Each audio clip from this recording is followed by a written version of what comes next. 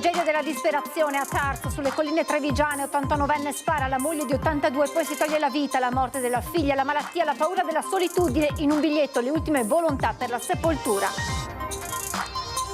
Dopo la morte del 18enne Alessandro De Marchi, Padova piange un'altra giovane vita stroncata mentre andava a scuola. Sofia Gambato, 17 anni, di Campodarsego, investita sabato, è morta dopo 5 giorni d'agonia. Grada clandestina in zona industriale organizzata per commemorare il pilota youtuber scomparso nei giorni scorsi. Video delle moto a folle velocità, 28 fogli di via emessi dalla questura di Padova. Già un centinaio le associazioni che hanno aderito alla manifestazione organizzata per sabato in ricordo di Giacomo Gobbato. Alla presentazione anche l'altro ragazzo accoltellato. La morte di Alex Marangona a Vidore, scritte intimidazioni contro il proprietario dell'abbazia. Interviene il legale del Conte da Sacco, serve equilibrio in attesa della fine delle indagini. Massacrata di botte a scuola da un gruppetto di bulle, è accaduto in un istituto superiore di Noventa Padovana. La vittima ha solo 14 anni. Oggi 26 settembre, 80° anniversario dell'eccidio del Grappa. Questa mattina la cerimonia che ha visto la partecipazione di tantissimi studenti delle scuole di Bassano, un momento molto intenso e molto sentito dai bassanesi. Buonasera, ben ritrovati con l'edizione regionale dei nostri telegiornali che si apre con la cronaca e con la tragedia familiare che si è consumata nella Marca trevigiana, a Tarso per l'esattezza. Un 89enne ha sparato alla testa alla moglie, poi si è puntato la pistola e ha fatto fuoco, togliendosi la vita. A trovare i due coniugi, il genero che doveva accompagnare l'anziano in ospedale per un intervento chirurgico. Col Maggiore di Sopra, piccolo borgo di Tarso. In questa casetta, alle prime luci dell'alba, si è consumata la tragedia. Almeno 4 i colpi di pistola che hanno squarciato il silenzio di un quartiere tranquillo. A trovare i corpi senza vita di Giancarlo Gaio, 89 anni, e della moglie Cesira Bianchetto, 82, il genero. Sì, marito e moglie. Gaio, vero di cognome? Sì. Poche parole, il dolore straziante. Lui, che solo 4 anni fa aveva perso la moglie Dorotea, figlia della coppia. Alle 6:30 era andato a prendere l'89enne per portarlo in ospedale, dove doveva sottoporsi ad un intervento chirurgico. È entrato e si è trovato di fronte alla scena agghiacciante. La donna sul letto, ancora in camicia da notte, raggiunta da 2 colpi, uccisa forse mentre stava dormendo. Lui a terra, ai piedi del letto, un colpo alla nuca. La pistola ancora in mano. Immediata la chiamata ai soccorsi e ai carabinieri. L'arma da fuoco? È una pistola calibro 9x21 che l'uomo riteneva regolarmente a casa. Ma è vero che ha altre armi all'interno? Stiamo facendo delle verifiche all'interno dell'abitazione. Giancarlo Gaio da tempo non andava più al poligono. L'arma con la quale ha fatto fuoco la deteneva per uso sportivo, il porto d'armi scaduto. Una vita difficile, quella dei due coniugi, scandita da momenti drammatici, come la morte 4 anni fa della figlia Dorotea, un dolore impossibile da superare per i due anziani, poi la malattia dell'89enne, una caduta della moglie qualche giorno fa che le aveva procurato delle lesioni, la paura del futuro, il timore dell'ennesimo intervento chirurgico che lo avrebbe costretto in ospedale per qualche giorno, lasciando la compagna a casa da sola. Un futuro che Giancarlo non vedeva più, stanco di combattere, diceva agli amici. Tutto questo lo avrebbe portato ad una decisione che non lasciava più nessuna speranza. Abbiamo trovato un biglietto sul quale poi stiamo facendo degli approfondimenti. Cosa c'è nel biglietto? Stiamo accertando. Comunque insomma parlava della sua situazione, né più né meno. La difficoltà di andare avanti, la stanchezza. Cose che insomma una persona che probabilmente aveva un po' di sofferenza, però stiamo verificando queste cose. Nel biglietto lasciato a casa poche righe, le sue ultime volontà. Sul posto l'anatomopatologo Alberto Furranetto e il pubblico ministero Gabriella Cama, che ha già disposto l'esame autoptico sul corpo dei due coniugi. I corpi sono stati portati all'obitorio dell'ospedale di Treviso. In questo borgo è calato il silenzio di un dolore immenso e di una disperazione chiusa tra le mura di questa casetta. Giancarlo e Cesira, per i vicini una coppia come tante altre che però faceva sempre più fatica a sopportare l'avanzare dell'età, i problemi di salute, ma soprattutto, come avete sentito, il dolore per la perdita 4 anni fa della figlia. Una tipica coppia normalissima, solo che ha avuto una figlia e questo lutto li ha colpiti profondamente. Cesira e Giancarlo, una coppia come tante che stava affrontando le difficoltà dell'età e del fisico, ma che in più da 4 anni portavano il peso della perdita dell'unica figlia Dorotea, morta di tumore a 40 anni. Lui, quasi novantenne, una storia di ritorno a casa. Nato a Milano da genitori emigrati dal borgo in riva ai laghi di Revina in cerca di fortuna, era tornato per lavorare prima nella fornace di Tarso e poi come fornaio. Aveva conosciuto nel borgo di Colmaggiore Cesira, 8 anni più giovane di lui, e si erano sposati. Lei aveva continuato una serie di collaborazioni come addetta alle pulizie anche quando era nata nel 1980 la loro unica figlia. Una vita tranquilla, fatta anche di momenti speciali, come quando Giancarlo aveva fatto da comparsa a Vittorio Veneto per il film Addio alle armi e poi per Vaillant.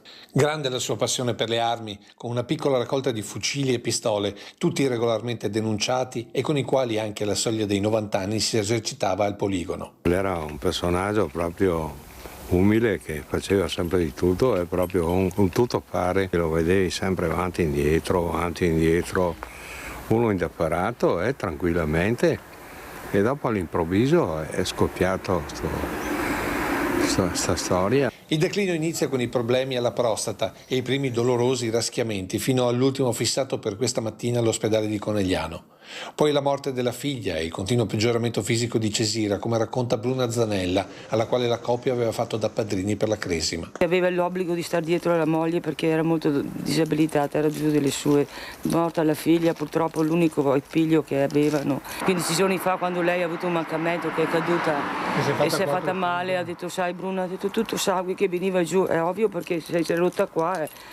E lui era rimasto molto scosso con quel discorso là. Lui ogni volta che andava in farmacia e ogni volta che lo chiamavano alla periodica visita di controllo, diceva che era stufo perché si trattava di una raschiatura dolorosa. Da quel momento ha cominciato a pensare al futuro, specialmente forse a lei da sola. Ci spostiamo a Padova con la cronaca perché purtroppo non ce l'ha fatta la 17enne studentessa del liceo Selvatico, investita sabato mattina mentre stava andando a scuola. I segni gialli sull'asfalto ancora una volta raccontano di una giovane vita spezzata a distanza di soli 2 giorni dalla morte di Alessandro De Marchi, 18enne di Mestrino, in un incidente stradale mentre andava a scuola. Padova piange un'altra giovane studentessa, Sofia Gambato, 17enne di Campodarsego, morta 5 giorni dopo essere stata investita da un'auto mentre stava attraversando la strada per entrare a scuola al liceo artistico Selvatico di via Belzoni. Le condizioni di Sofia si sono aggravate nelle ultime ore e nella notte è stata dichiarata la morte cerebrale. La 17enne sabato mattina è stata urtata dall'auto di un dipendente dell'università che stava andando al lavoro. Lei invece stava attraversando la strada. L'impatto violento scaraventato la giovane sull'asfalto. Nonostante i soccorsi immediati arrivati dal vicino ospedale, la ragazza non ce l'ha fatta. Gravi lesioni provocate dal trauma cranico e dopo 5 giorni il tragico epilogo. In via Belzoni, dopo la notizia della morte di Sofia Gambato, sono comparsi tantissimi cartelli che avvertono gli automobilisti di rallentare per il passaggio degli studenti, a chiedere agli operatori scolastici di appenderli lungo la via sempre molto trafficata i genitori della minorenne distrutti dal dolore. Sofia faceva parte dei gruppi scout e in questi giorni c'erano state per lei veglie di preghiera. Il sindaco di Campodarsego, in segno di lutto, ha deciso di sospendere tutti gli eventi previsti nel fine settimana per la festa dello sport. Restiamo a Padova, dove la polizia ha interrotto una gara clandestina di moto in zona industriale. Centinaia di motociclisti lanciati a folle velocità, 28 fogli di via emessi dalla questura. All'arrivo delle sirene della polizia, un muro di moto ha cercato di impedire agli agenti di scendere dall'auto e di identificare i partecipanti al raduno automobilistico clandestino. Teatro delle gare a folle velocità il rettilineo di via Svezia in zona industriale. Erano quasi 400 tra motociclisti e automobilisti che domenica pomeriggio si stavano sfidando pericolosamente, mettendo a repentaglio non solo la loro vita ma anche quella di un centinaio di persone che stavano assistendo alle gare organizzate per commemorare la scomparsa di Luca Salvadori, noto pilota e youtuber. I poliziotti, nonostante l'accerchiamento, sono riusciti a far disperdere le moto, riuscendo poi ad intercettare una quarantina di giovani, tra cui vari minori, e bloccando lo starter che si trovava in mezzo alla strada, pronto a dare il via alla competizione illegale. I motociclisti, tutti con il casco scuro calato sul volto, avevano rimosso anche le targhe delle moto per non farsi riconoscere. Alla fine la questura di Padova, dopo aver identificato una cinquantina di persone, ha disposto 28 fogli di via obbligatori nei confronti di altrettanti giovani. Uno dei presenti, un 53enne, ha inveito e offeso gli agenti minacciandoli di usare il fucile contro di loro, e per questo è stato denunciato. Nella perquisizione a casa sono state sequestrate alcune armi regolarmente detenute, assieme ad un silenziatore e a varie munizioni non dichiarate. A dare l'allarme della gara clandestina domenica pomeriggio alcuni testimoni. Il raduno abusivo era stato organizzato attraverso il passaparola sui social e in rete. Sono già un centinaio le associazioni che hanno aderito alla manifestazione in programma sabato in ricordo di Giacomo Gobbato, ma anche per ribadire la necessità di una gestione diversa della città. Alla presentazione c'era anche Sebastiano Bergamaschi, l'altro ragazzo accoltellato.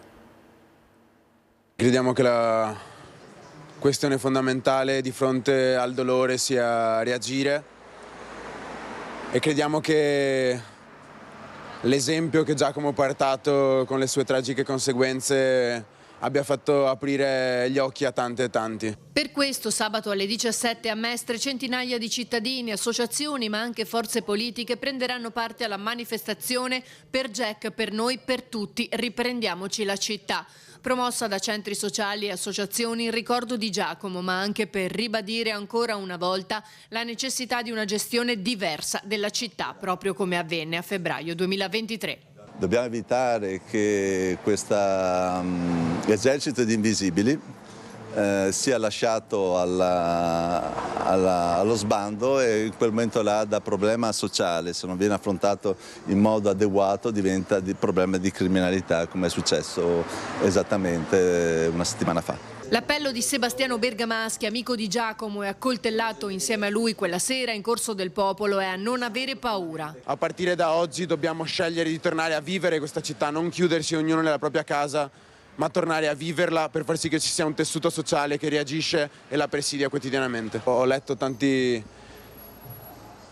parole che ci chiamano eroi, e io non voglio che sia questa la retorica. Non esistono eroi, non esistono superpoteri, esiste la scelta di agire.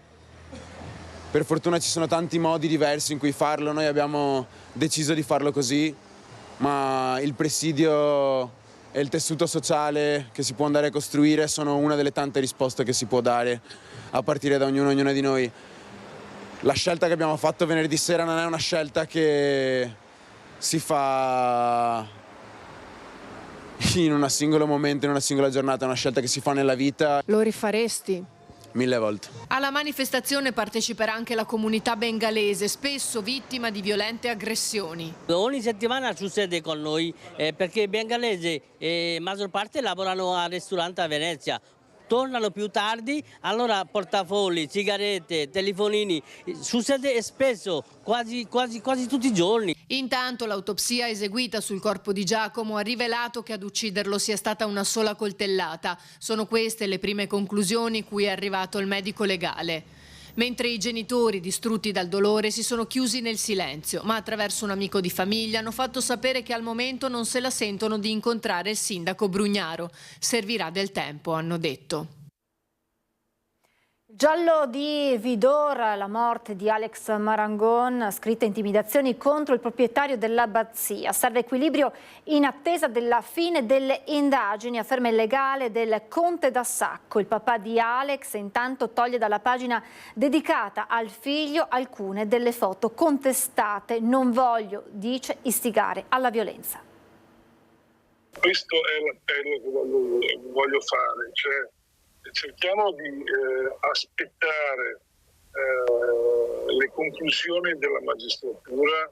Prima le frasi intimidatorie su cartelli e sassi, poi i post social. Resta atteso il clima attorno al caso di Alex Marangon. Il 25enne di Marcon trovato morto sul Piave 2 giorni dopo la sua partecipazione a un rito sciamanico presso l'abbazia di Vidor, diventata uno dei simboli di una fine ancora avvolta nel mistero, con un fascicolo per omicidio volontario aperto in procura a carico di ignoti. L'avvocato Cesare Dalmaso rappresenta il conte proprietario dell'immobile, Giulio Da Sacco, finito al centro di queste intimidazioni. Conte, vergognati della tua vita, una delle scritte. Stemperare i toni per il legale di Da Sacco è la priorità. A noi interessa ritrovare un equilibrio e noi ovviamente ne prendiamo buona nota, ne segniamo, conserviamo, però al momento stiamo solo riflettendo. Una riflessione era stata anche avviata, conferma lo stesso avvocato, nei confronti del papà di Alex, Luca Marangon, che sulla pagina Facebook Verità per Alex aveva condiviso anche delle foto che riprendevano alcune delle scritte più dure. Poche ore dopo il post di scuse con lo stesso Marangon, che dice di essersi reso conto soltanto in un secondo momento che nel blocco di immagini che gli era stato inviato da Vidor, quasi tutti sassi con la scritta Verità per Alex, alcune erano riferite al conte. Insomma, un errore. Non voglio essere artefice di istigazione a violenza e resto fiducioso sull'operato della procura. L'auspicio di Luca Marangon: per questo al momento non ci sarà nessuna querela. Si è pensato di non agire in alcun modo, cioè di portare pazienza, ulteriore pazienza.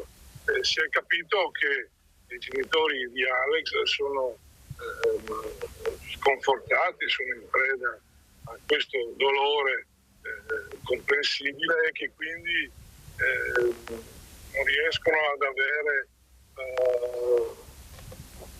tranquillità nell'affrontare la vicenda. Massacrata di botte a scuola da un gruppo di bulle, è accaduto in un istituto superiore di Noventa Padovana. La vittima è una ragazza di 14 anni. Erano 7-8 ragazze, dopo ci sono aggiunte anche le altre, non sappiamo proprio nomi di tutti, però abbastanza nomi sono stati detti ai carabinieri.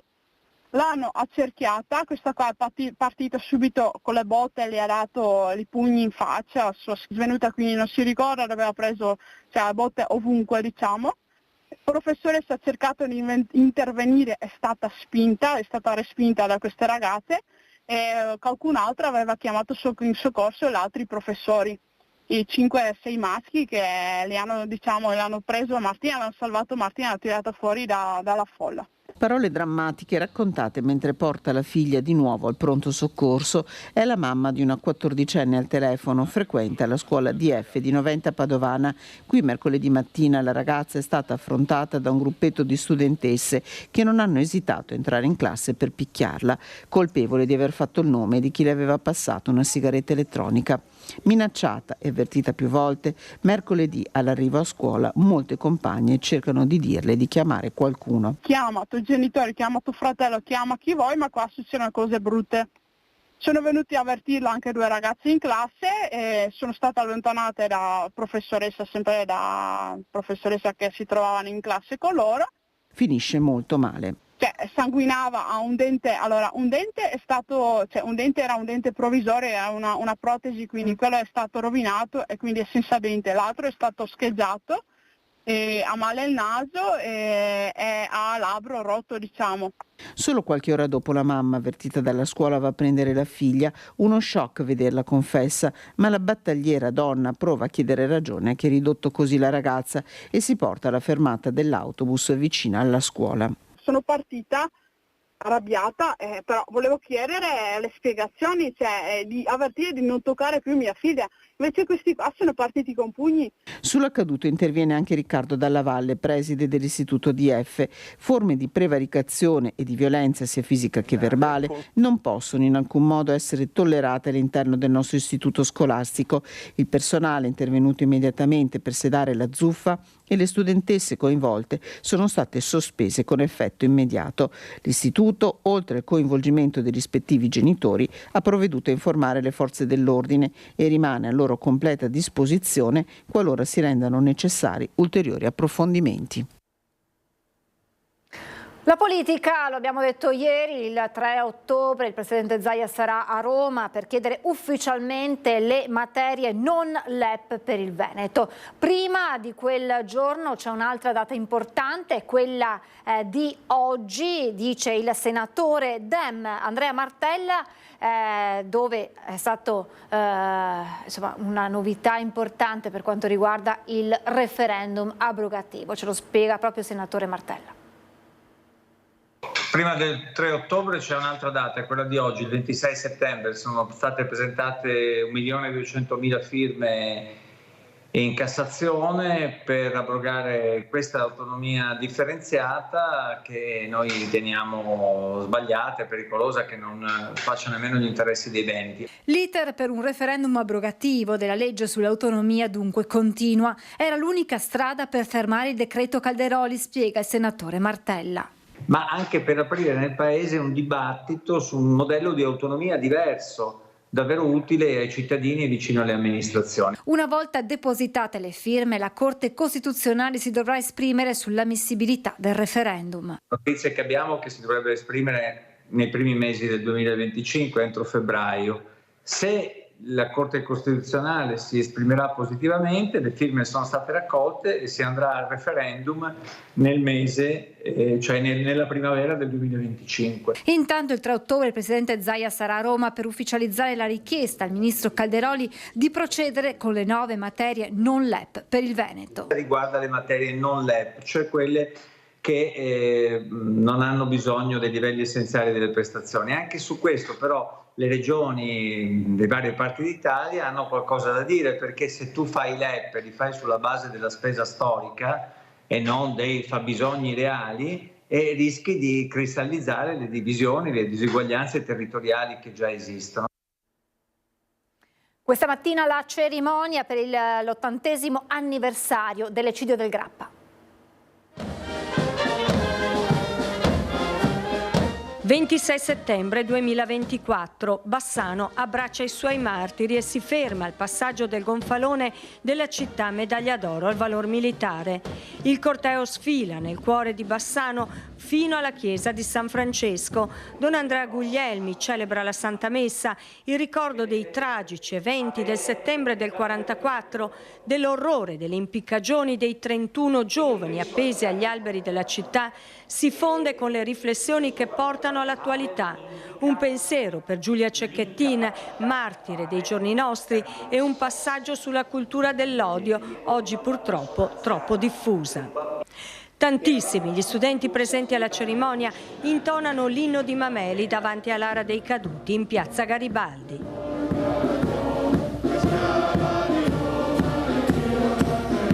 Una delle pagine più nere della storia di Bassano, però oggi abbiamo visto una presenza massiccia, non solamente della popolazione civile ma anche degli studenti. Proprio è una delle missioni che ci siamo dati come amministrazione, di coinvolgere gli istituti scolastici in questi momenti che caratterizzano la nostra città, ma che raccontano anche la storia e i fatti avvenuti tanti anni fa. Bassano onora i caduti con la deposizione della prima corona d'alloro, quindi il corteo si muove verso Viale dei Martiri accompagnato sempre dalla fanfara dell'Ana Montegrappa. Sfilano le autorità e i rappresentanti delle associazioni partigiane e combattentistiche d'Arma. Passano davanti alle croci attaccate ai lecci, a quelle foto poste a perenne ricordo di chi in questo luogo perse la vita.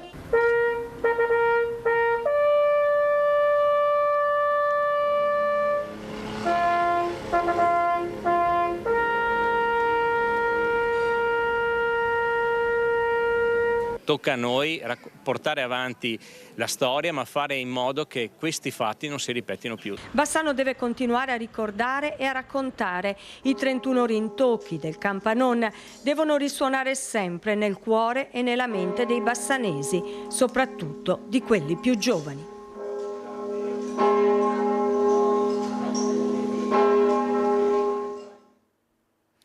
È tutto, vi lascio alla sigla e poi le previsioni meteo. Grazie per essere stati con noi, buona serata.